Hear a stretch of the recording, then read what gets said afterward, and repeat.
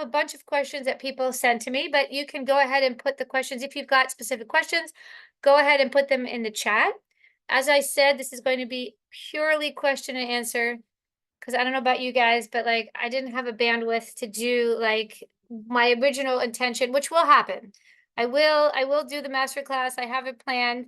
My brain will come back online. Hopefully we stop jumping in and out of shelters. So then I promise I will do this course because I feel like it's very, very important. So I'm going to go ahead and I'm going to start with the first question. Again, if you've got a question, just put it in the chat. If not, I'm going to go through the questions. Okay. So I'm going to start off with an easy one. What benefits am I entitled to as a caregiver in Israel? So I want to make already a distinction between caring for somebody who is, there's three ages. One, there are children. So anybody who is from 0 to 18, either you are a parent or you are a custodial guardian or you are a foster parent. The second one is from 18 until retirement age, which for a woman is 62 and a man is 67, although soon the retirement age has already moved up for a woman to 65. So soon the category of caregiving will also move up to 65 for a woman, 67 for a man, and then over 67. So wait 1 second. There you go. Okay. So if you're caring for a child who's under 18, then in order to get benefits to help care for that child, you can apply for disability. And the child gets disability, and then you can use the disability money to help offset whatever costs that you have for that person. There also are, and you can get a certain amount of extra payment for mobility if that person has mobility issues, etc. So we're not going to deal necessarily for that, but I want to, for this, because I've dealt with that in other lectures, but I want to put, that's one category. Okay, the second category is caring for somebody who is retirement age. So, I mean, before retirement age. So anywhere from 18 to, let's say, 67 for a man.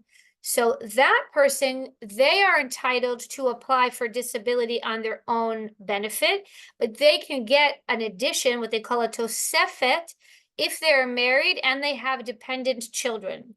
So if you are caring for somebody in that age group, you can make sure that they are getting the maximum benefits through Bituach Leumi, plus addition of a spouse. If you are not working full-time, the spouse. If you're working at any way, you are able to get benefits for that. Or even if you're not working, the person can get an extra, and they can also get an extra benefit for a child who is under 18, and then sometimes a benefit for a child who's in Sherut Leumi or the army. So that's also very important. So that is the cash benefits that you get.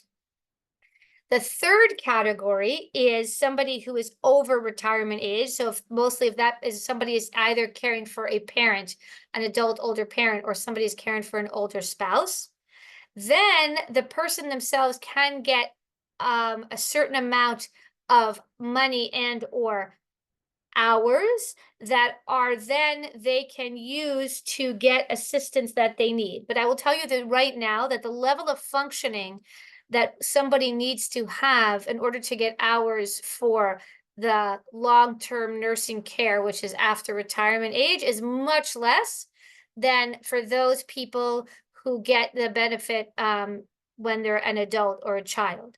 Meaning that when you're an adult or a child, they are looking at, can you work? What is your level of functioning? Can you work? And then they give the disability behetim, to meet it. I can't think of the word in English. However, when you get the money when you are older, it is purely because you need help with your activities of daily living. So the threshold of your need is going to be higher.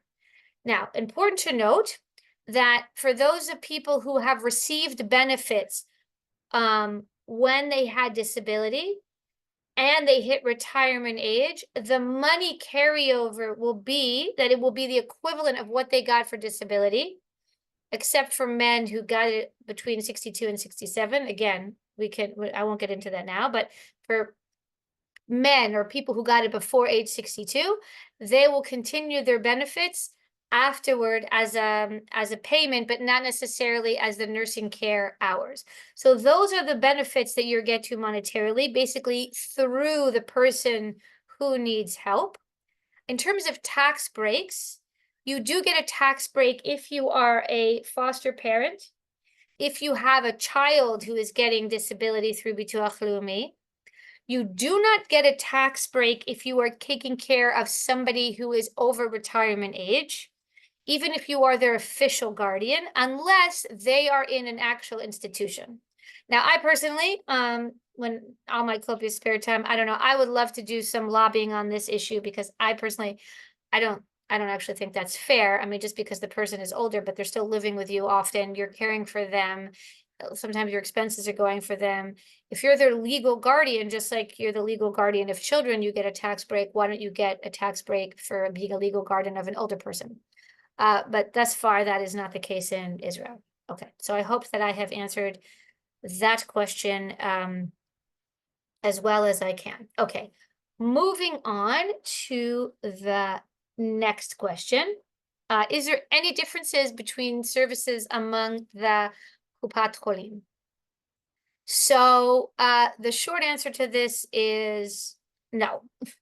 Meaning, if you're a caregiver of somebody and you're getting money either through Bituach Leumi or the other way for someone to get money is if they have long-term nursing care insurance that you've applied to that now you've gotten to be able to be granted of, and so you get a cash payment once a month that can help offset the costs, which can include giving the money to the family member who's helping you if you would like to do that. But there's no difference in the Kupat Cholim. Now, I will tell you very clearly what is complicated. The Kupat Cholim is trying to make appointments for another adult who you are legally responsible for, even if you are near their legal guardian, unless that is officially registered in the Kupat Cholim. It is often difficult to get information from them on that person. And I will tell you, even when you are registered, I cannot tell you how many times I have submitted I'm the legal guardian of my mother who has dementia, who lives with me. I cannot tell you how many times I've submitted it to Maccabi so that I will be on the books as her legal guardian. It doesn't happen. So you have to do a lot of runarounds and sort of workarounds. So when you want to make appointments for that person, let's say a spouse, you make sure you have all of the information in front of them. Make sure you have your Teudat Zehut in front of them. Make sure you have the Kupat Cholim card in front of them. And make sure you have all of their codes as well and their cell phone. So what will happen a lot of times, right, is that you'll have an older parent and they'll have initially signed up for the Kupat Cholim and or Bituach Leumi because they were more or less, they had their things together, and now they've aged and they are no longer able to make those decisions. Everything is tied to their cell phone. So every code that they're going to get is going to be sent to their cell phone. And to change that is pretty much near impossible. So I recommend that you make sure that whatever appointment you're making, if it's not just online with the code, but that you have to call somebody or it's a hospital or etc., that you make sure that you have the phone in front of you together with the actual Teudat Zehut, so you have the date of issue of the Teudat Zehut, as well as their Kupat Cholim card if you need information from that. So make sure you have all of that set in front of you. Okay.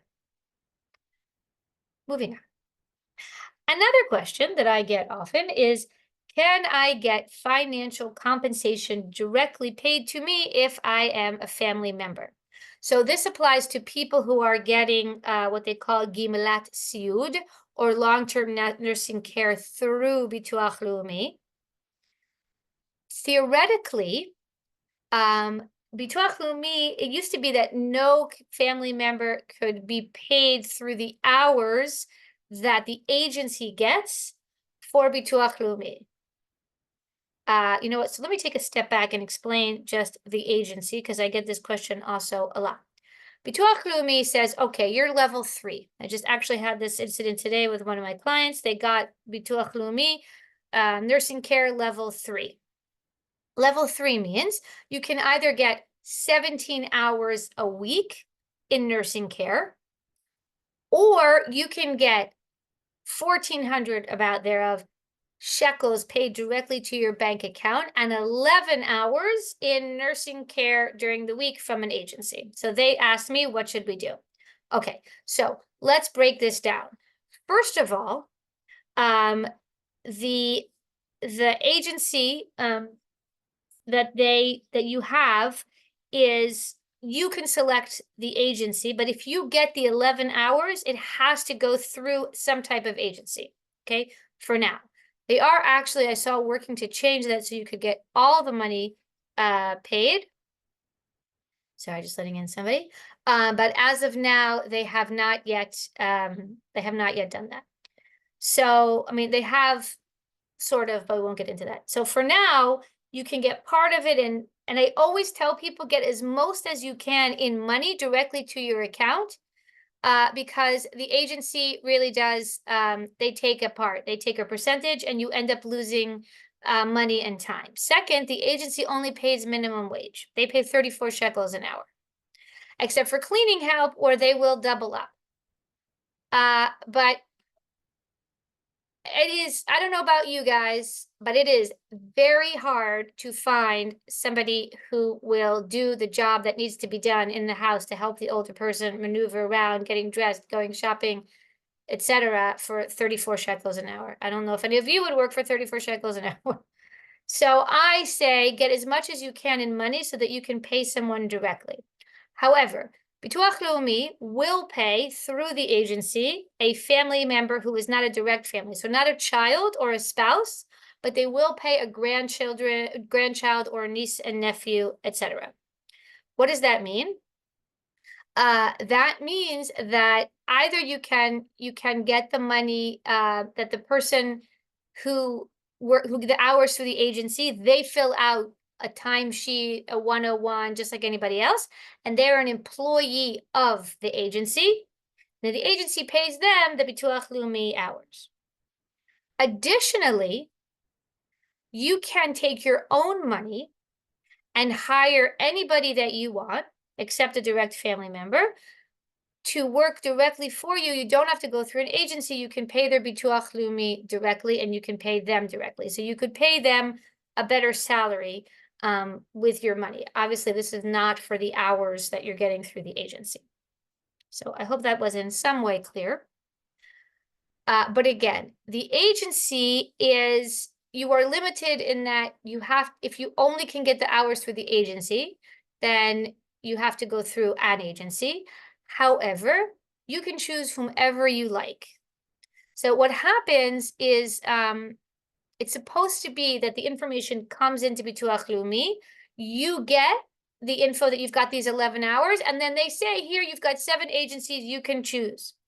But what happens is that the agency has a connection inside Bituach Leumi. So they basically sign up whoever it is that they have the connection with, and they put them on ahead of time, and then they tell you like it's a done deal, and this is your agency. It is not a done deal. You do not have to stay with the agency that has been pre-selected for you. You can for sure go out. It does take a little bit more work because you've got to do some calling, and you've got to do the, to look around, but you can for sure choose any agency in your area. I will also tell you that once you leave a city, so let's say if you live on a yeshuv, it is much, much harder to find people who are willing to work through an agency. So the more money that you can get directly to your bank account and find somebody who will work directly for you, the better off you will be. If you are still getting disability because you're getting disability, so you're under retirement age, this does not apply to you because you're just getting a lump sum into your bank account that you can there use for whatever it is that you want to use it for. So I hope that answers about the use of the agency and can you get financial compensation. Now, interesting question that I had. Hi there. Nice to see you. You can turn off the video if you want, or you can stay on. Are there differences between the agencies? Excellent question. Thank you very much, Debbie. So there are, a lot of it is geographic. So for example, let's say, we'll just take Jerusalem, for example, Goldman. Goldman serves a lot of the English speakers in Jerusalem, but they don't go outside of Jerusalem. So if you need somebody outside of Jerusalem, then you don't go to Goldman, you can go to another agency like Matav or Natan, let's say. A lot of it is personal, a lot of it is who you work with. Some agencies will really put more energy into finding somebody for you, others will not. There is nothing like doing a little bit of a good, I'm really sorry, but I gotta look for somebody else because you guys aren't, helping me. Sometimes they get on the bandwagon, other times they don't care so much. There's nothing that they like less than you taking more money and them having fewer hours, because the agencies get much less money. So let's say you were getting it in, let's say up until now you were level 3 and you were taking 17 hours a week, and then you heard this and you're like, oh, well, I'm going to get the 1,400 in cash. And you go online and you change it on your Bituach Leumi site, as you are apt to do and you were able to do. Literally, I'm telling you, the next day you will get a phone call from the agency saying, what happened? Your plan has been changed. You don't have as many hours with us. It's not good. It's going to be bad. You're not going to get money. So you can either use that as leverage and say, guys, look, you haven't found me somebody. I've been waiting for 2 months. Or you can say, no, we've chosen, thank you very much. Please help us find the 11 hours. We're going to take the other money in cash because we need that for other payments. So that is an option. Okay. Interesting question that I have received as, am I responsible for my loved one's medical and legal obligations? So what does that mean?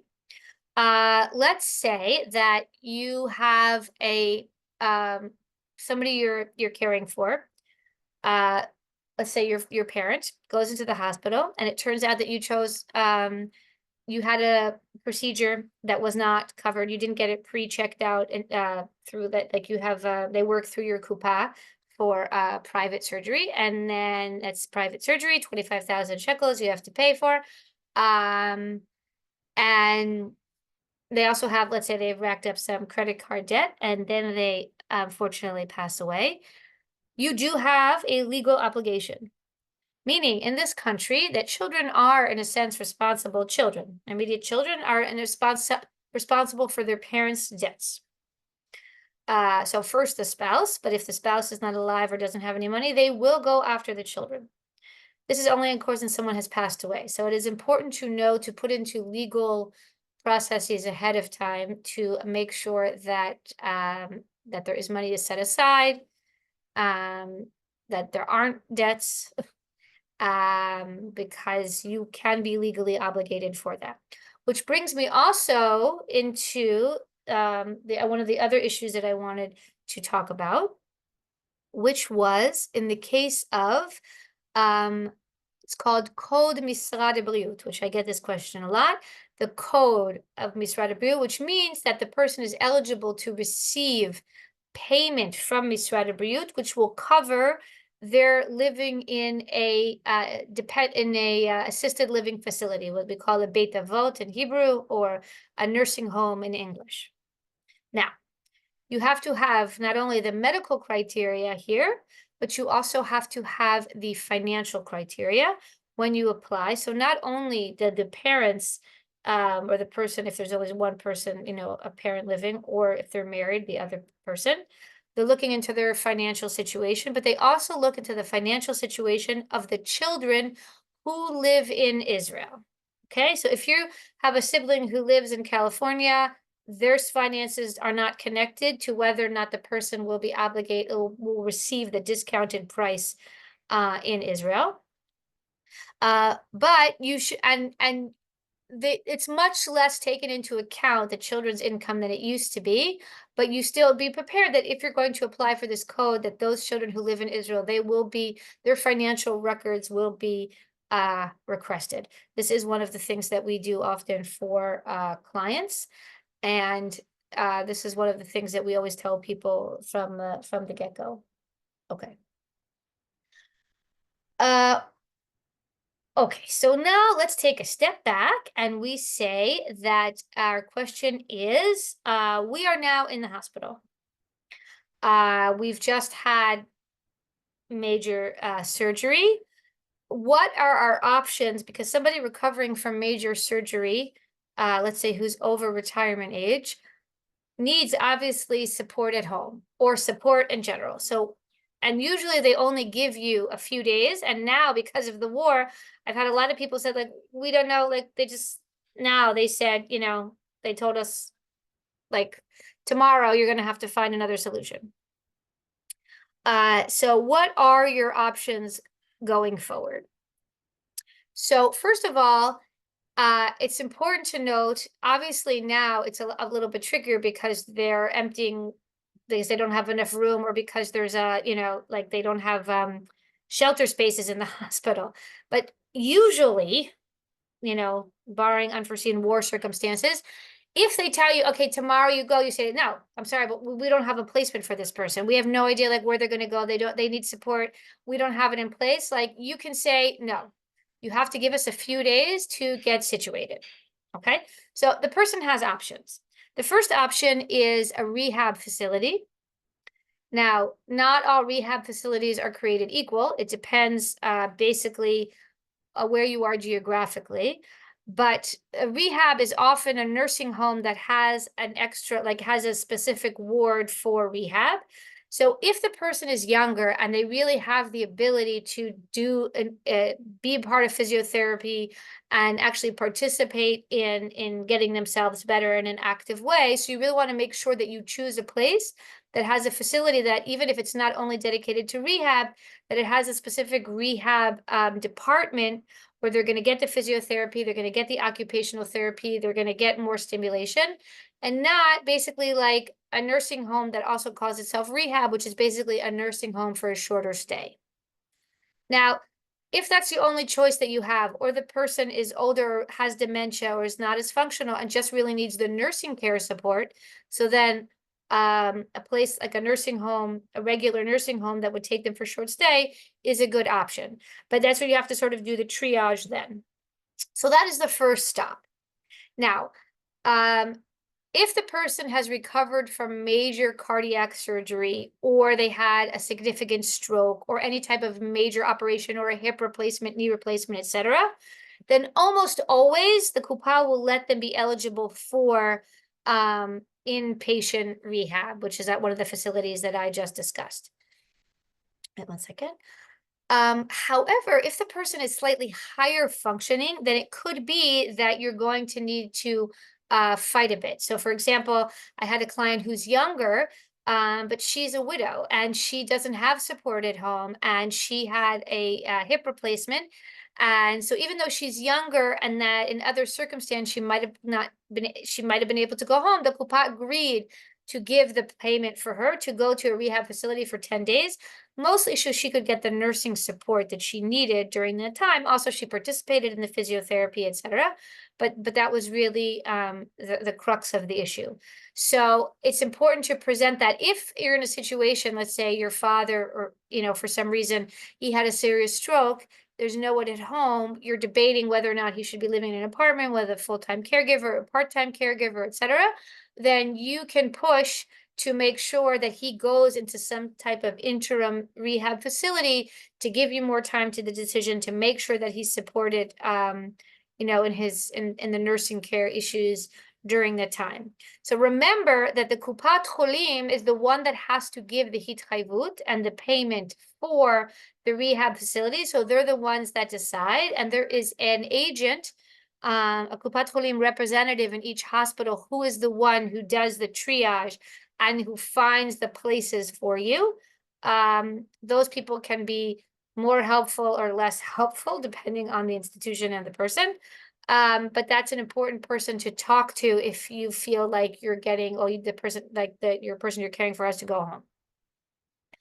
If you want to go home right away, you've got to make sure that you have the nursing care support in place before that happens.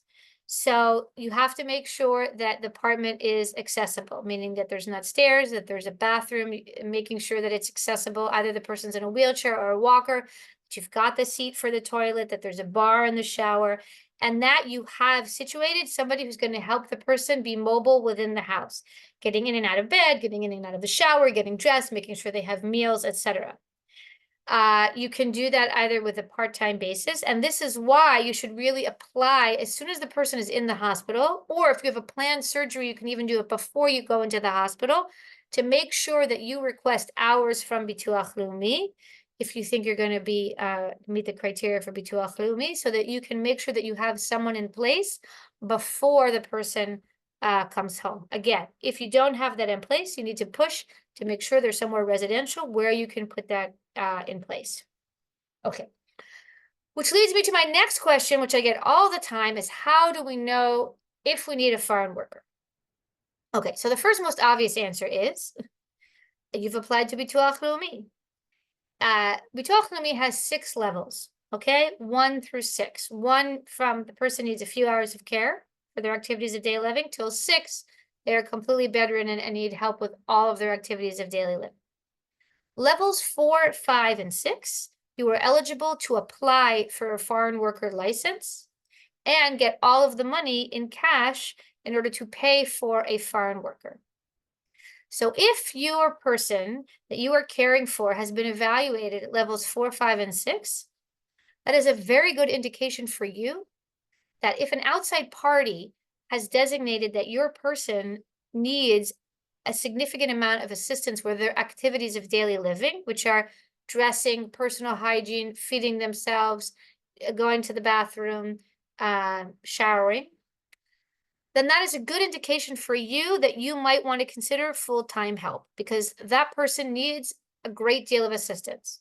Now, that can either be, also remember that if the person can do all those things themselves, but they have a diagnosis of complete dementia, and they'll also be at levels 4, 5, or 6, even if physically they're able to walk by themselves, button their own buttons, and feed themselves, etc. So that's a very important indication. Another thing to note is if you as the caregiver are feeling completely overwhelmed by the level of daily care that the person needs, and you feel like you coming in and checking on them once every couple of days isn't enough, then that's also a good indication that you need more help. Now, look, I'm going to be totally, honest and out there with you. This is very difficult. It is very difficult to find good help. It sounds like a cliche, but it's really not. It's constant, and it often you'll find somebody and then they'll change jobs or they decide it's not for them. So it is definitely a responsibility that doesn't go away. The agencies can be helpful in that they'll send people your way, but you have to be on it. You are the case manager of finding the correct people to help you. And that is definitely a challenge. The other thing is the agency is not going to do this for you. They're not going to they're going to vet the person by making sure that, they've got some level of experience, and they're going to hire them and pay them. And now, I just lost my train of thought, is now that Bituach Leumi is always theoretically required that anybody who's a paid like caregiver through their hours has to do a 3-month course before they go in. But according to some sources that have told me that they're going to be stricter about that. So in that, the person that you're getting to help you through an agency is supposed to have some basic level of training, and they have already committed to that. But again, it's not always going to help you. So that's why you kind of have to reach out to multiple agencies, and you need to, and sometimes you need to switch between agencies as well. I apologize. I know it could have been confusing with the time. I apologize. A couple people came in now at 8. I hope it could be that you thought it started at 8, and I'm really sorry. I'm sorry for the complicated messaging and some of the mistakes and whatever. I was like trying to do this as quickly as I could between like all the different between the sirens and the grandchildren and my parents, etc. So again, I apologize, and everything is recorded, and I will send you guys the recording at the end, probably tomorrow morning, because it takes time to process through Zoom. But feel free now to put your questions in chat if you have them. I'm going through the questions that people sent me beforehand.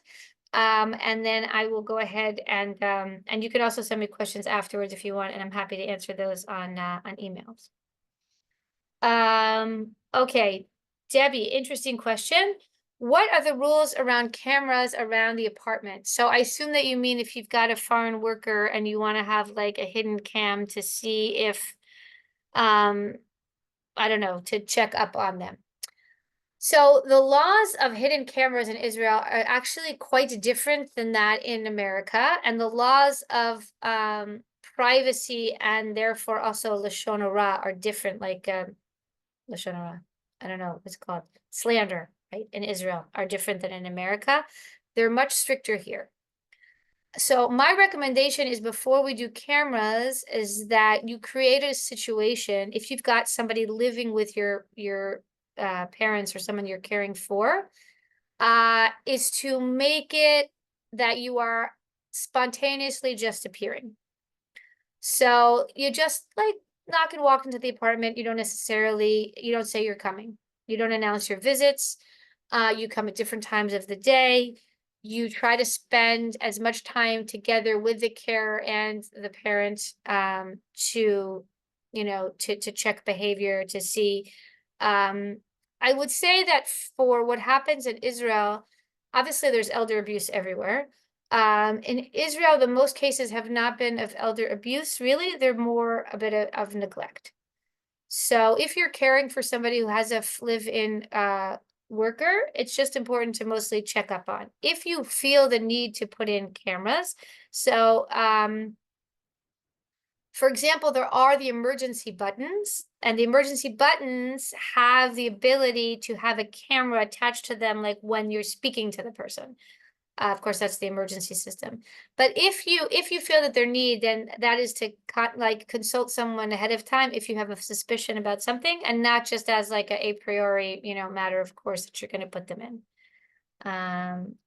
because you don't want to get yourself into a lawsuit situation. I might as well, let me just take a look at the chats here. Okay. Yeah, okay. So in general, Lauren asked a question about discharge medication, and I'll reach out to you independently, Lauren, but yes, medications, they're supposed to give you a very detailed explanation of what each medication is upon discharge, what it's for, and how to refill it. And also if you need a special permission, because sometimes the medications that they tell you to get at the hospital, you need special permission through the Kupa to apply for. Right. They don't always, unfortunately, especially now when everybody is so stressed. If that's the case, feel free, you can reach out. But make sure before you leave, as a matter of course, I realize it doesn't always happen, but to ask for the discharge letter and to sit and to review it before you actually leave the hospital room, as a matter of course, when the person that you're with is hospital. Okay.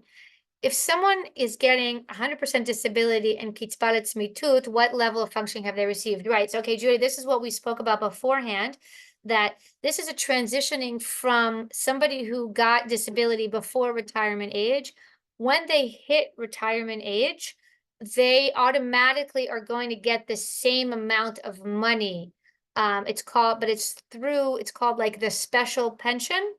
They're going to get the same money, but it's nothing to do with their levels of functioning through Siyud, meaning you have to apply separately for Siyud in order to get those hours, and it might not be necessary, meaning it depends how much money they're getting through the disability stipend, but you might not be getting any more money when you apply for the long-term care, and it might then limit you because you'll have to go perhaps through an agency. So you won't have the same definition, but you will be able to have, but you're still getting the discount through it's really our Nona discount that would be significant for you, and you're going to still be getting that. So it might not even be worthwhile excuse me, to do the application for the long-term care. It really depends how big the, what they're getting on the disability stipend. Also, I didn't understand what happens with the man at 67 who received, at 64. Ah, right. Okay. So this is an interesting conundrum, which happens to be a loophole in the law. Is that a man who started receiving,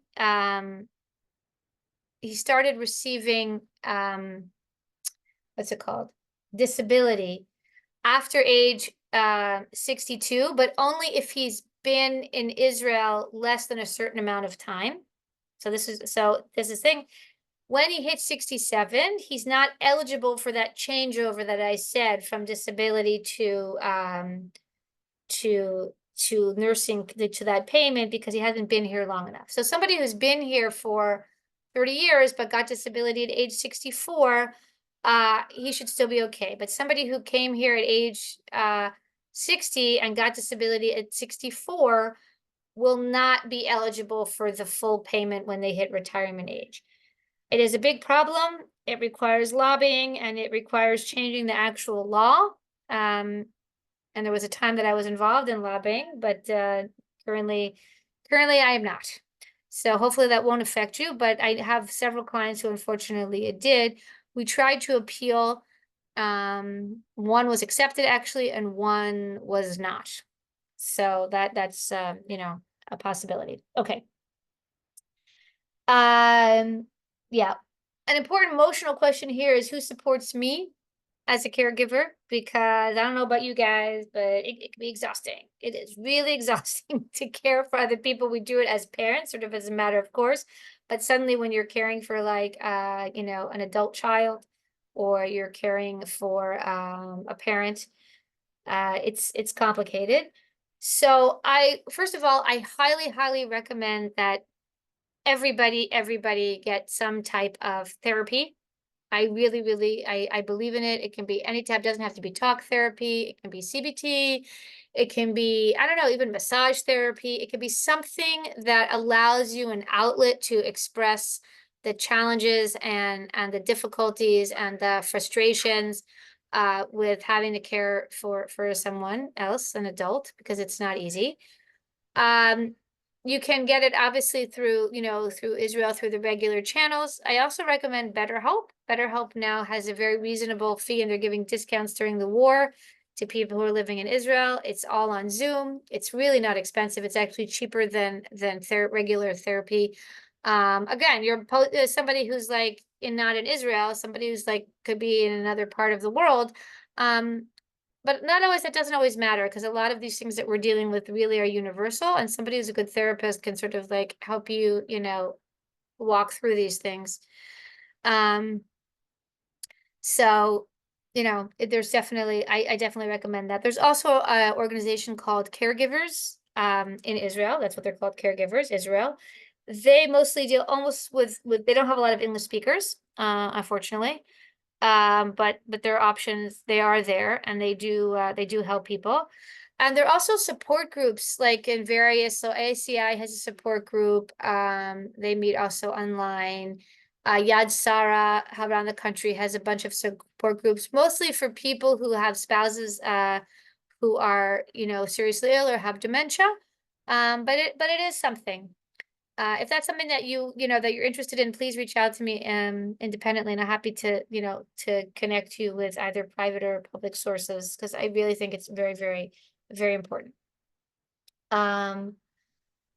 Well, somebody asked me, is there help with the forms, the doctors, or talking to different institutions in English? So yes, that's us. Health Advise is what we do.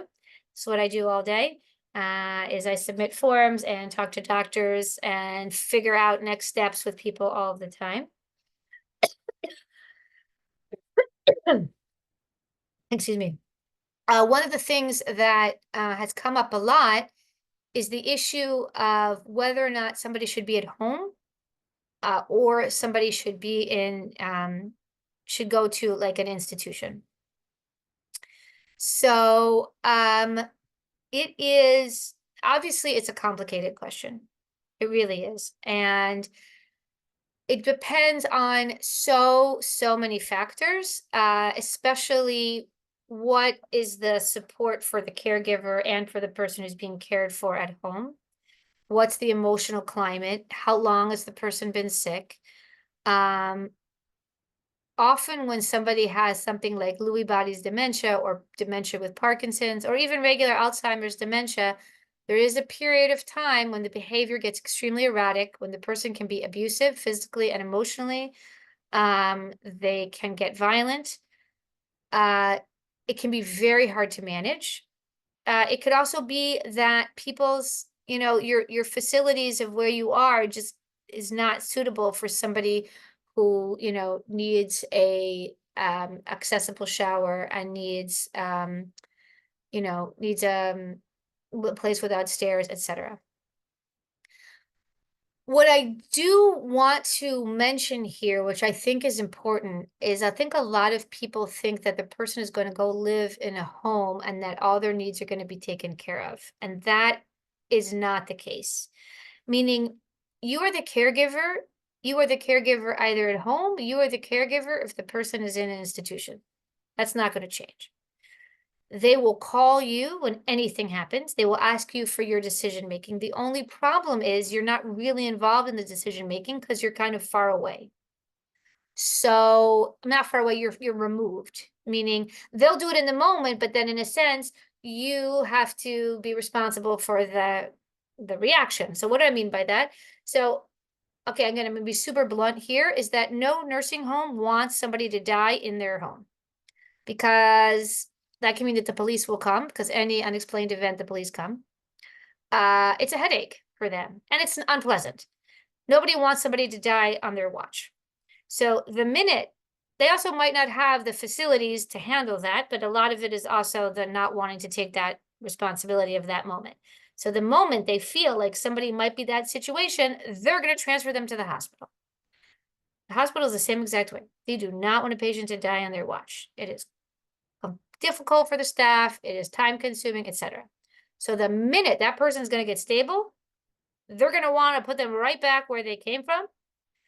And you are not going to have the ability to be involved in that decision whether or not to send them to the hospital or not, but you're going to be the reciprocant of that ping pong because they're going to call you when the person's on the way to the hospital. So that is something to definitely know. There is an ease to having a person at home. And now today we've got Yad Sarah can set you up with all the equipment. You can buy or rent a bed. You can have all the equipment at home. You can have someone live with you. If you have the space in order to have a foreign worker live there, and you have the ability to set up the apartment, I do strongly urge you to at least consider that option, because it actually can be it's beneficial to the person who's being cared for, because one-on-one care, you can't compare to one-on, the number of care in a nursing home, and also gives you more control of the situation. That being said, there are so many factors that there is not a one size fits all, and it is definitely a decision that needs to be arrived at.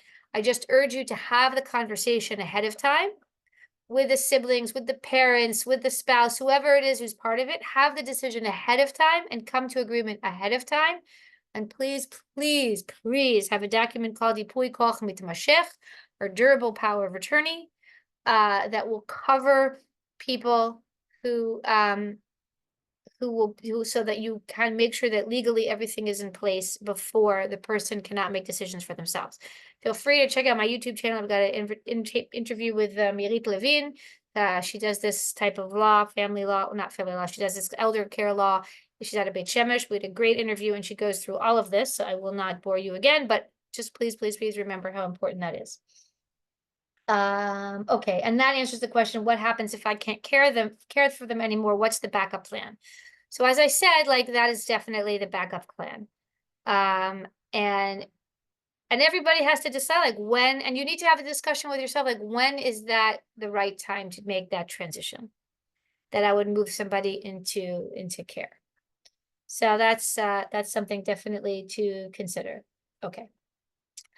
Right, we have time for a few more questions. An 84-year-old man who has an amputation, but he makes over 30,000 shekels a month. So what government benefits are available to him? So as I've said in the past, Bituach Leumi has both a medical criteria and a financial criteria. And their financial criteria is if a person makes over 23,000 shekels as a couple together, or the person makes over, I believe it's 13,000 by themselves, they're not eligible to receive Bituach Leumi assistance. They're not going to get a government benefit. Chances are they are not also eligible for what we spoke about before, the Code Misrad Briut, which will pay for them to be in a nursing home.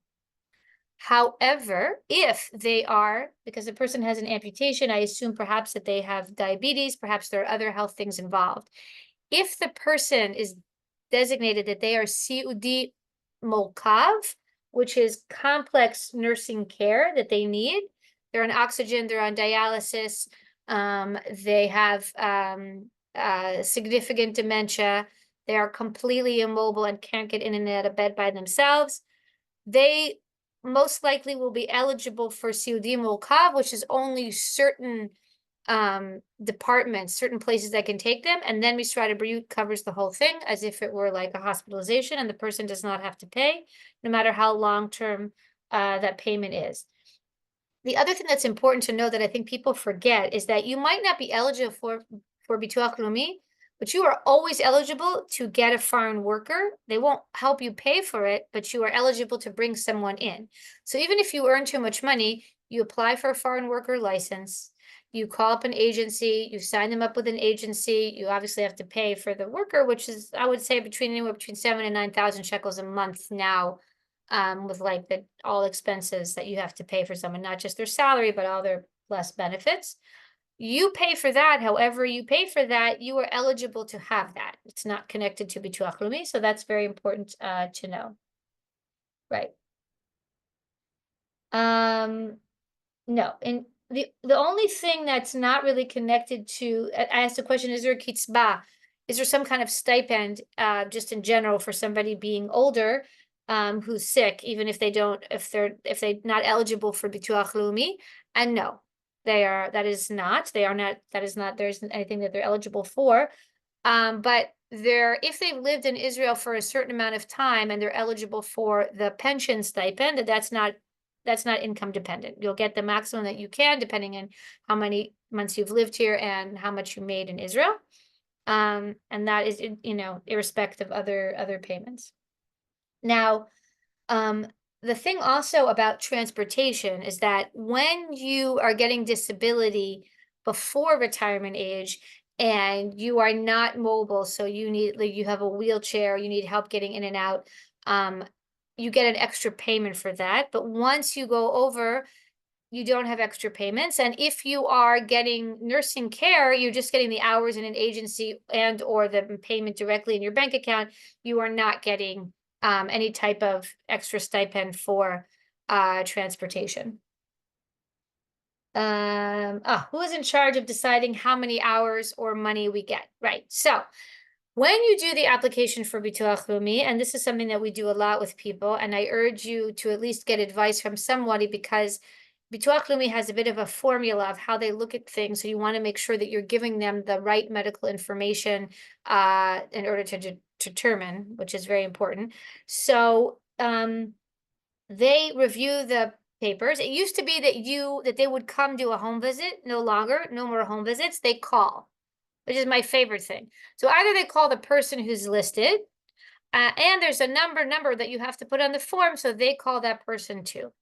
So for example, I had a client lately, who obviously as we age, like we want to feel fully confident in all our abilities. So if someone's going to call you and say, do you need help? You're going to say no. Like, I can get to the bathroom myself. I can heat up something in the microwave. There's a pride element there. So you have to remember whoever's number you're putting on the account, that has to be the person who, as I said, tell how it is on your worst day. Not on your best day when all the medication's working and you feel fluid, and perky and everything, but on the really bad day when the person is having difficulty getting out of bed, when they're forgetting where they are, or they have surgery and they're extremely like they can't, go to the bathroom by themselves. Like, that's what you have to emphasize to the person who calls from Bituach Leumi. They are the person who determines what level you are, the person who calls. If you feel that it is completely off, you can appeal the decision. And you can also appeal the decision and you can say, I want a home visit. I had a client who just like it wasn't working on the phone because they didn't get his situation and they needed to come see it. When they come and they saw his situation, then it was clear to them exactly what it is that that he needed a higher level. And again, somebody should I take the money or hours when Bituach Leumi is offering? So my recommendation is, and not just mine, but anybody who's been working in this field for some time, is take the money. Take as much money as you can get before you take the hours. And then when you take the hours, don't commit to an agency, call around, see who has person for you, and then commit to the agency, which you can do on the site now, or you can do by phone call up until 3 o'clock every afternoon, again, on a good day when we're not being bombed. So I hope Debbie didn't have to dash off to a siren. But thank you all so much for joining. And obviously, this is just like the question and answer. I'm going to do a master class with my presentation. I'm going to go over lots more things. And then eventually, we're going to do a mini course for those of you who like really feel like, okay, I want to master this idea of like, how do I be an unpaid caregiver in Israel, or slightly paid, as we spoke about in the beginning, in order to like really improve my quality of life and those of the people that I'm caring for. So those are all the questions that I got. If you guys have any other questions, now is your time to put it in the chat. You're all either I've answered everyone's questions, or you've completely fallen asleep, or you've already run off for a siren. But anyway, thank you so much, all of you, for coming, for participating. Thank you, Debbie. I'm glad that you're still here. And again, feel free always to send us an email to info@healthadvise.com or to aviva@healthadvise.com if you've got a specific question about what I mentioned or something else has come up.